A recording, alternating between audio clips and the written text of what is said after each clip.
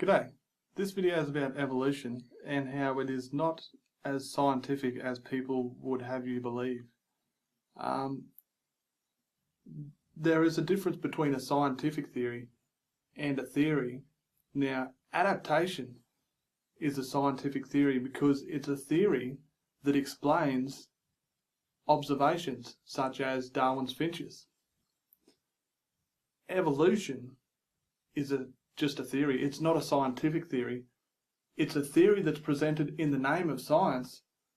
It's said to be a theory that's pretty sciencey, but it doesn't qualify as a scientific theory for this reason. It doesn't explain any observations. So people will say, oh no, that's not true. We have fossils and DNA. They're not observations. What you guys enter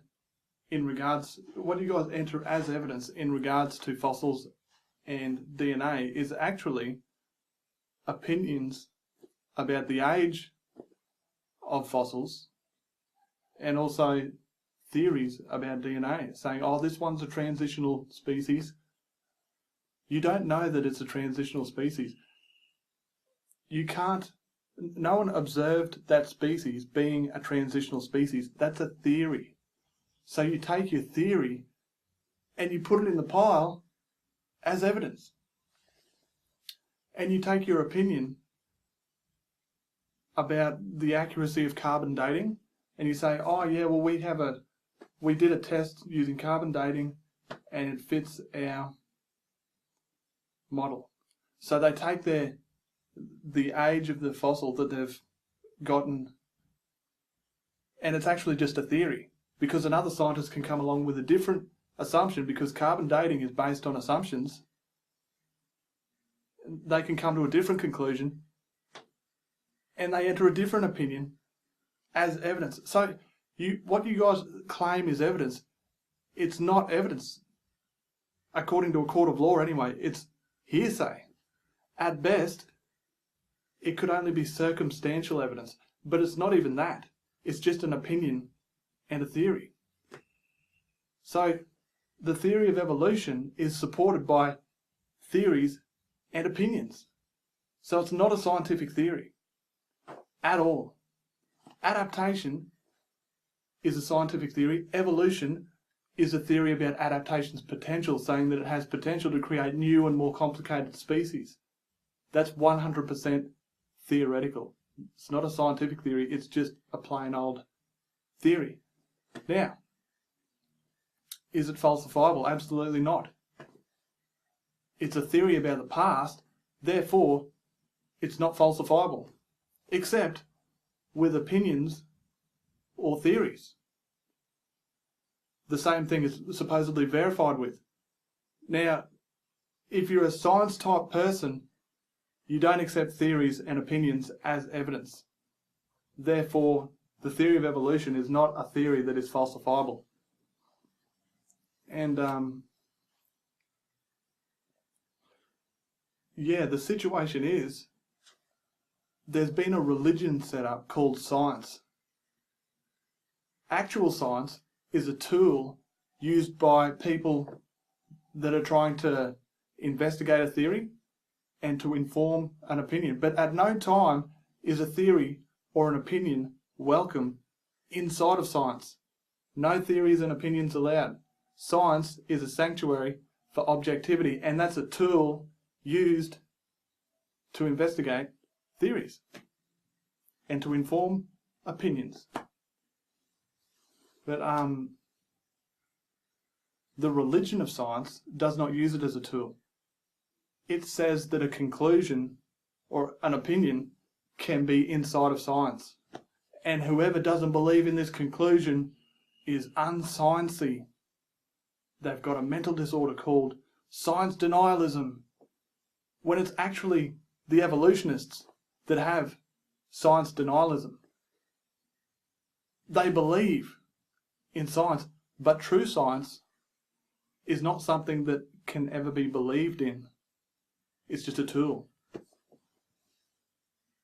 But what happens to you guys is you get hypnotized. I've read the literature.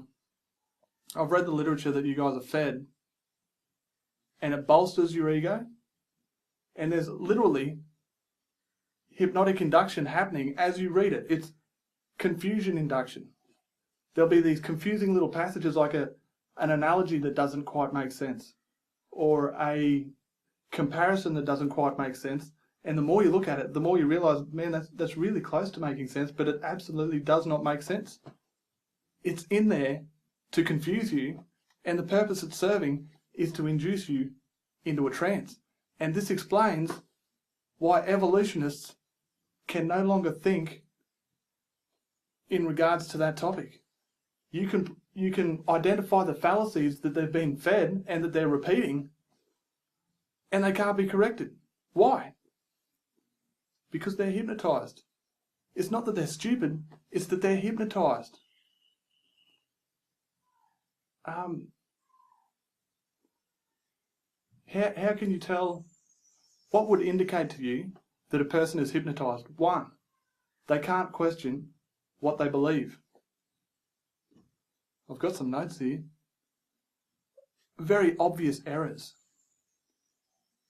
Like, it's incredibly obvious that evolution is just a theory. Like, to defend it as something that's supposedly certain and that someone should be ashamed of for not accepting as fact, that is absolutely absurd. And the fact that these people sit there with all this pride and confidence, it's odd. Hypnosis explains what's happening there. I mean, there's no big deal in just admitting that there's uncertainty. Like, guys, it's a theory about the past.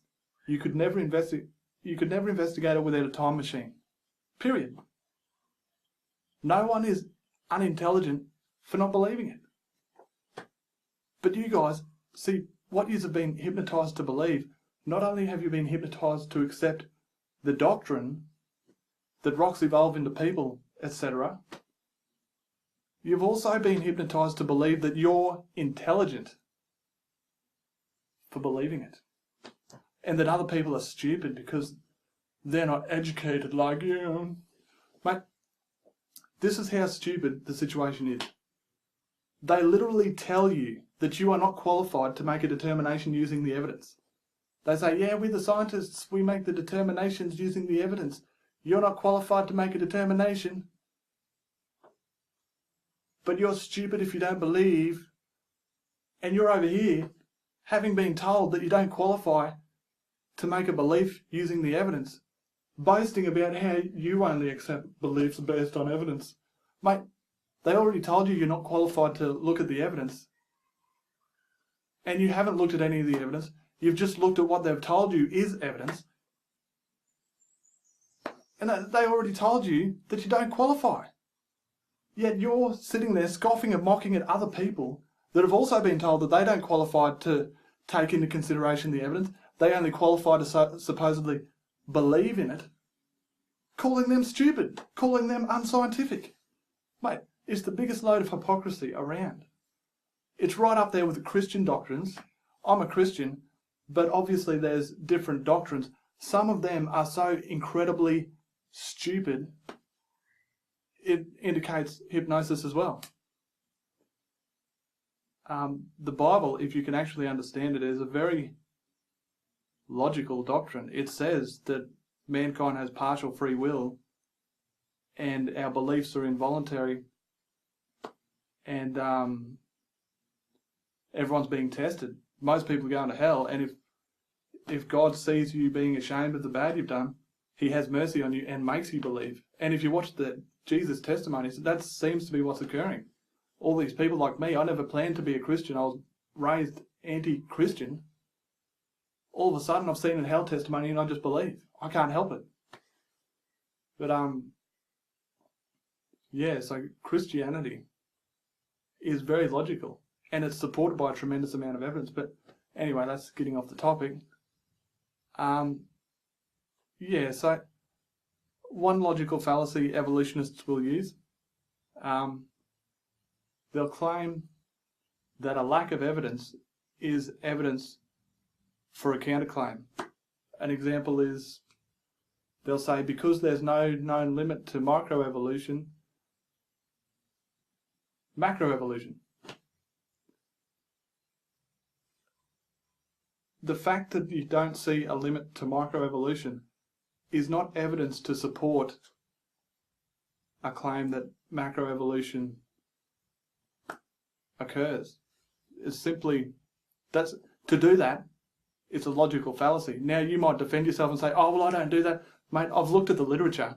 All the literature always says, oh yeah, well, we don't see a limit to the microevolution, therefore macroevolution definitely occurs, man. Right?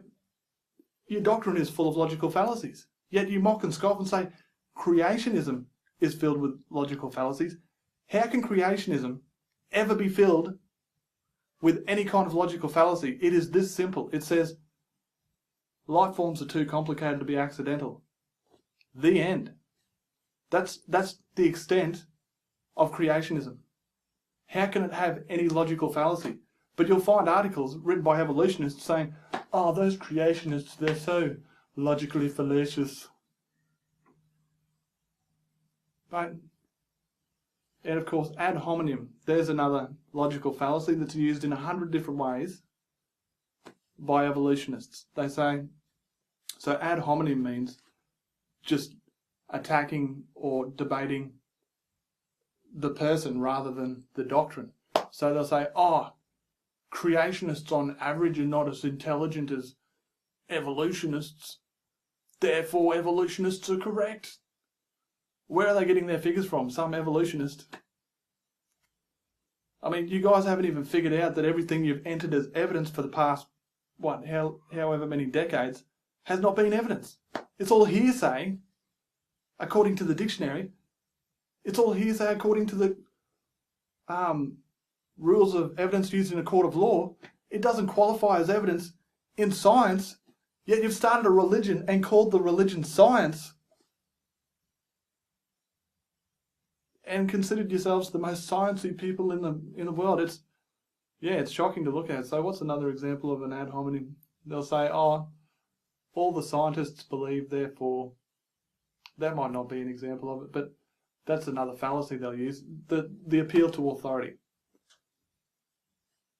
All the scientists believe, therefore it's stupid to not believe. Mate, you could pay a scientist to say anything. I got a science degree. Not that it matters. Look, everything I understand about evolution did not come from my science degree. I got a degree in land and water management. But it doesn't matter. Like, I'm no more qualified to talk about it than anyone else. But the evolutionists will say, oh, well, no, these guys have got degrees, man. Who cares? It doesn't make... Everyone is qualified to tell whether something is evidence or not. But you guys are told to listen to your guru.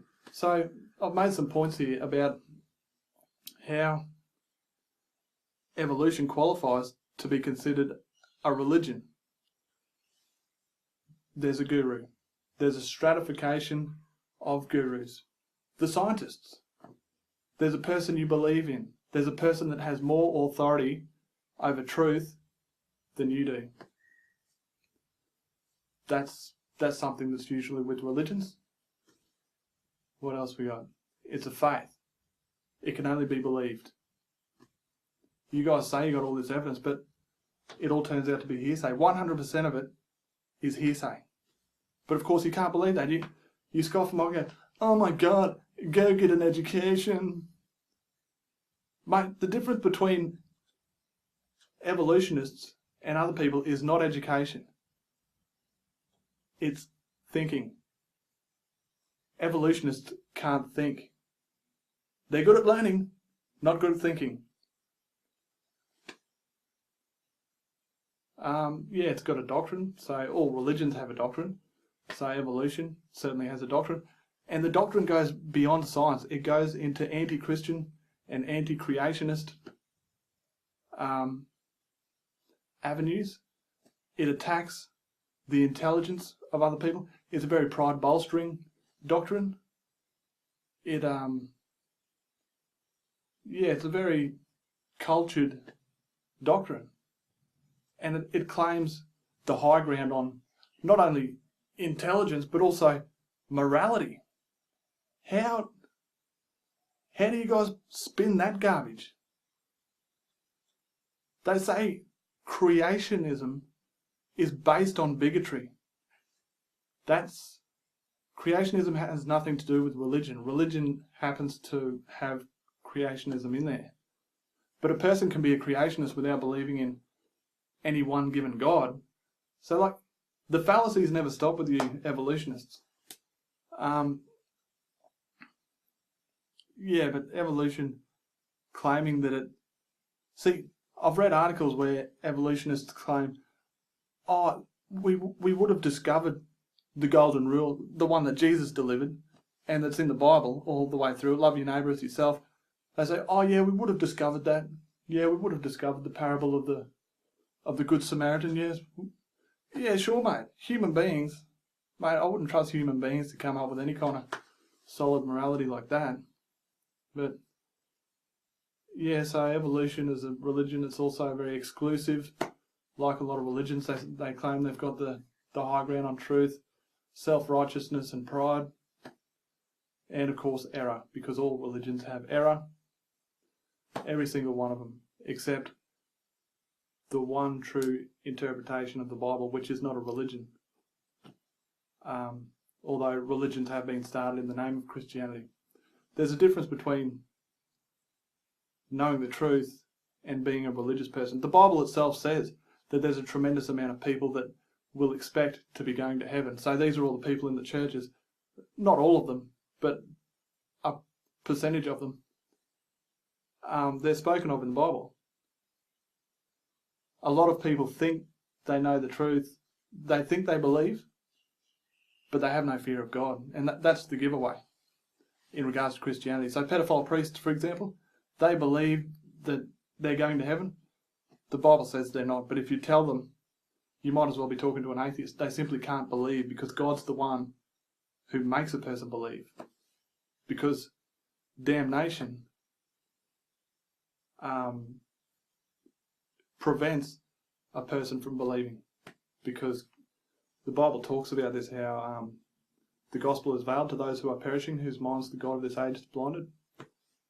But of course, if you point to that verse, the Christians that aren't in God's grace, the ones that are still damned, they don't understand it. They're like, that's not, like, that doesn't agree with what I believe. Oh, well, back to that verse I believe in. So anyway, that's just a bit of a note about the Bible.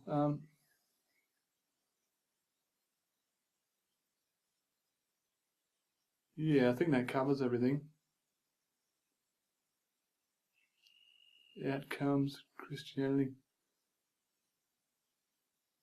logical. And just, it goes further as a religion. Evolution goes further, saying it makes claims about Christianity's influence on society. Now, the best nations on the planet have Christianity as their heritage and the foundation of their law system. It's fair to say that we would have gotten it right eventually, but that's a theory.